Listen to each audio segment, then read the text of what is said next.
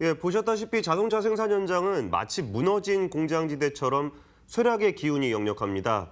우리나라의 자동차 제조업체 수준은 4,600여 개에 달하고 여기서 종사하는 사람은 35만 4천 명이나 됩니다. 완성차 업체의 판매 부진은 부품업체에는 태풍으로 몰아치고 있습니다. 도대체 자동차 업계에는 무슨 일이 일어나고 있는 걸까요? 뿌리부터 서서히 흔들리고 있는 자동차 산업의 현주소를 함께 이야기 나눠보겠습니다.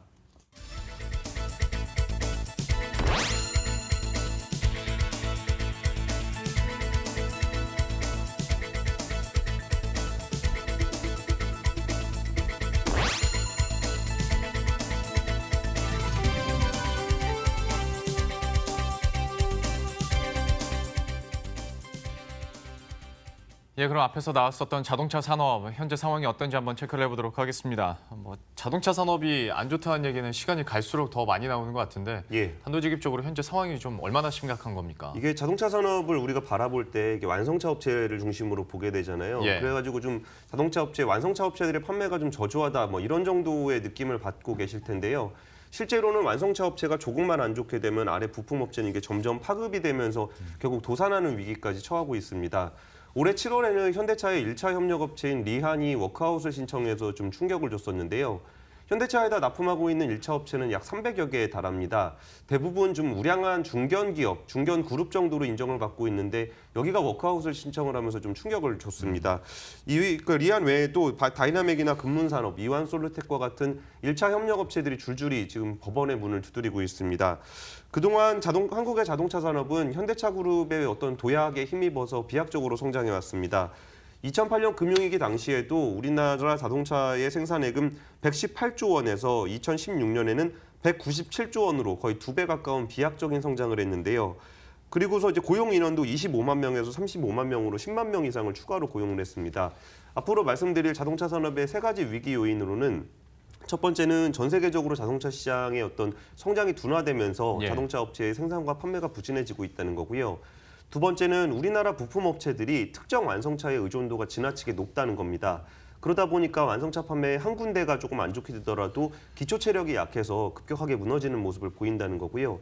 세 번째는 약간 정책적인 측면인데 생각보다 우리가 예상한 것보다 훨씬 더 열악한 상황에 있는 2차, 3차 협력업체들이 급격한 최저임금의 인상을 좀 직격탄을 맞고 있다는 겁니다. 방금 전에 위기 요인을 세 가지를 통해서 설명을 해줬는데 그러면 하나하나 더 자세하게 한번 이야기 나눠보도록 하죠. 첫 번째가 완성차 업체들의 생산과 판매가 둔화되고 있다라는 부분을 꼽아줬는데 실제로 얼마나 악화가 되고 있습니까?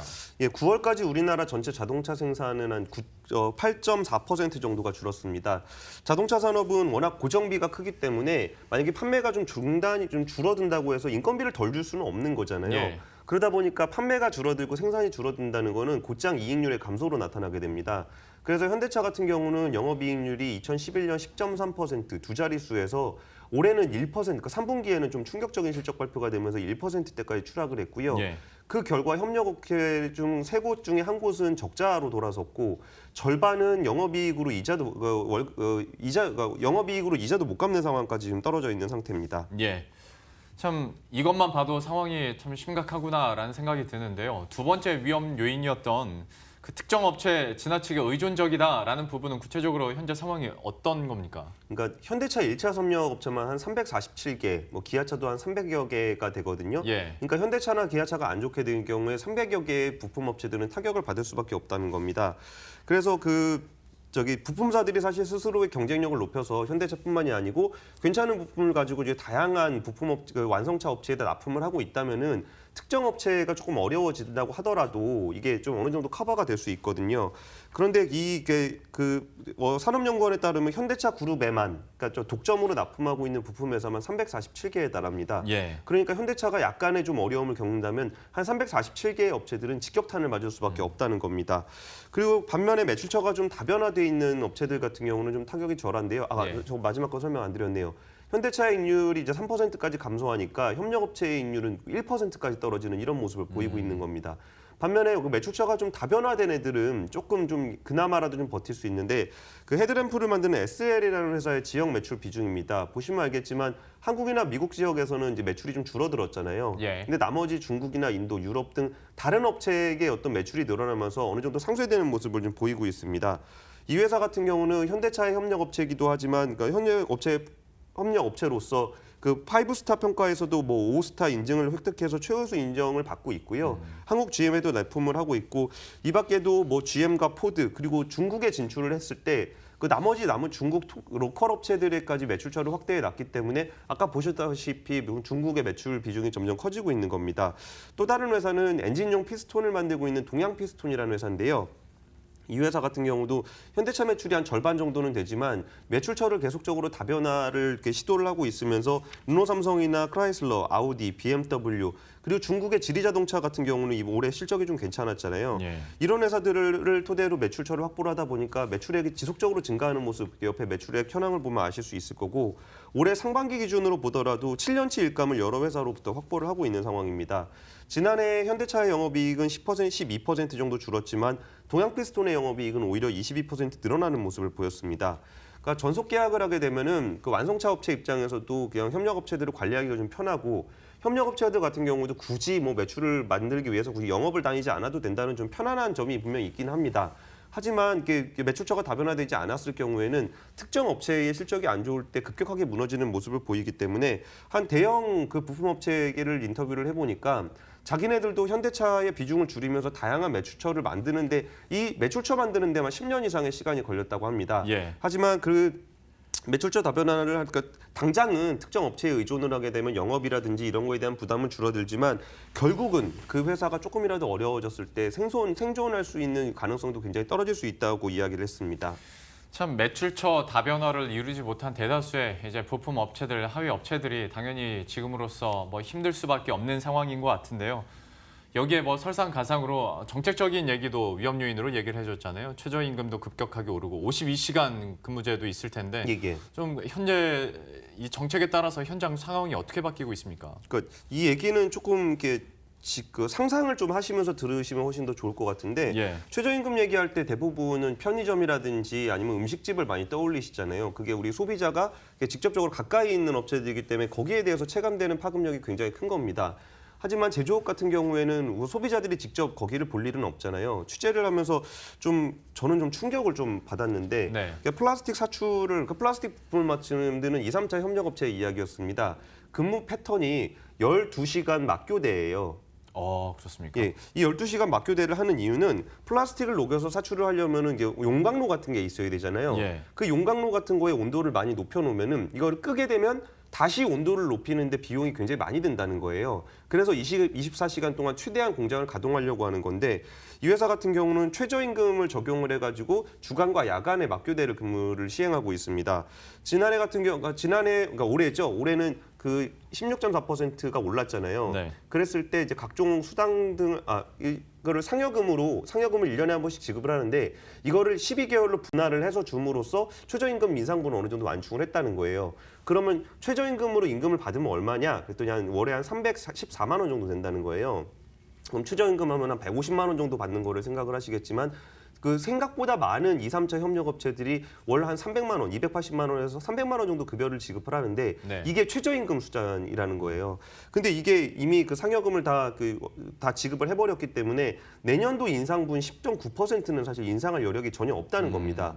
이 회사 같은 경우는 이게 어떤 그 소품종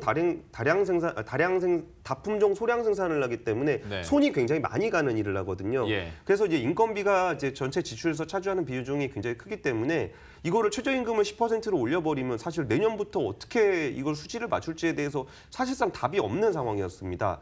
또 하나가 아까 말씀해 주셨던 52시간 근로잖아요. 예. 지금 얘기 드렸던 것처럼 그냥 봐도 52시간은 그냥 넘길 수밖에 없잖아요. 네. 그러면은 2교대 12시간이 아니라 3교대 8시간으로 바꿔야 되는데 2022년부터 적용을 해야 됩니다. 그러면 인력이 50% 이상 늘려야 되는 상황이 되는 거죠. 한 조 2명만 늘려도 그렇게 되는 거죠. 예. 그러니까 이게 근데 되게 의외였던 거는 생각보다 인건비 부담이 높아지진 않는다는 설명이었습니다. 어떤 거였냐면은 어차피 사람은 24시간 돌아가기 때문에 원래 이 시간당으로 줬어야 되는 임금은 똑같이 지급이 된다는 거예요. 예. 그리고 기존에 있던 사람들은 추가 수당을 받기 때문에 그러니까 야근 수당이라든지 추가 근로 수당을 받기 때문에 임금은 더 많이 받아간다는 거예요. 그 회사 입장에서는 여기에 50% 인력을 더 뽑아도 사실 전체 인건비 부담은 크게 늘어나진 않는다는 설명이었습니다.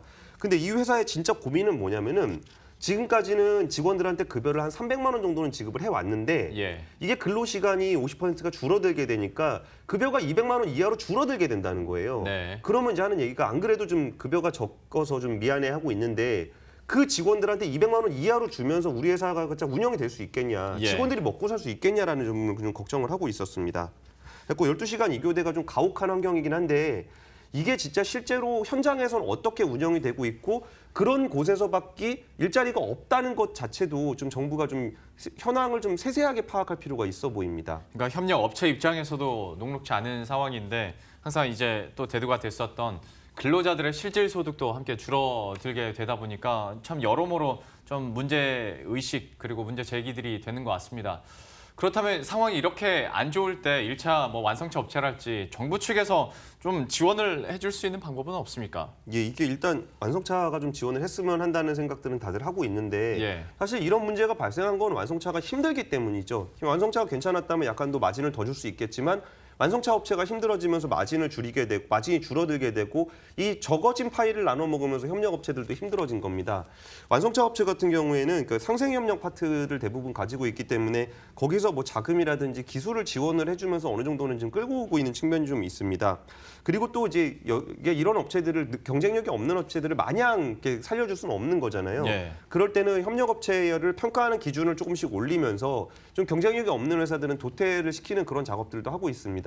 하지만 아까 말씀드렸던 것처럼 매출처 다변화라든지 기술 개발이라든지 이런 부분은 또 협력업체가 스스로 해야 되는 게 있는데 이런 부분에 대한 여력이 좀 부족한 업체들이 대다수라는 게 굉장히 우리나라 자동차 산업의 어떤 위기 중에 하나고요.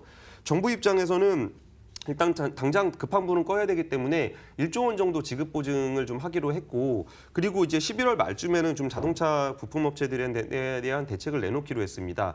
하지만 정부도 이제 진짜 심각하게 고민이 되는 부분이 여기서 2차 협력업체들한테 자금을 지원을 하게 되면은 그 지원의 효과가 완성차가 볼 수도 있다라는 그런 걱정들을 좀 하고 있는 거예요. 그래서 완성차가 좀 더 해줬으면 좋겠다는 거고 두 번째는 아까 말씀드렸던 것처럼 자동차 산업의 일자리가 너무나 많아요. 근데 여기서 이제 옥석 가리기를 해서 어떤 애들은 살리고 예를 들어 최저임금 지급 못하는 회사들 너넨 망해라라고 뭐 할 수도 있잖아요. 근데 그렇게 됐을 때 사라지는 일자리가 너무나 많다는 게 지금 정부의 고민인 겁니다. 예. 그래서 우리나라의 어떤 뿌리 역할을 하고 있는 그 자동차 산업의 위기는 그러니까 지금은 좀 오히려 좀 시작 단계라고 할 수 있고 내년에 최저임금 인상되고 자동차 판매가 더 악화될 경우에 이게 점점 눈덩이처럼 불어날 수 있다는 게 지금의 굉장히 우려되는 포인트입니다. 참 이러지도 저러지도 못하는 상황에 끼어 있는 모습도 우리가 잠깐 볼 수가 있었고요. 자동차 산업도 앞으로 좀 이 국면을 타개할 수 있을지 아니면 더 지금보다 상황이 악화될지 한번 지켜봐야 될 것 같습니다. 권순우 기자와 함께했습니다. 잘 들었습니다. 감사합니다.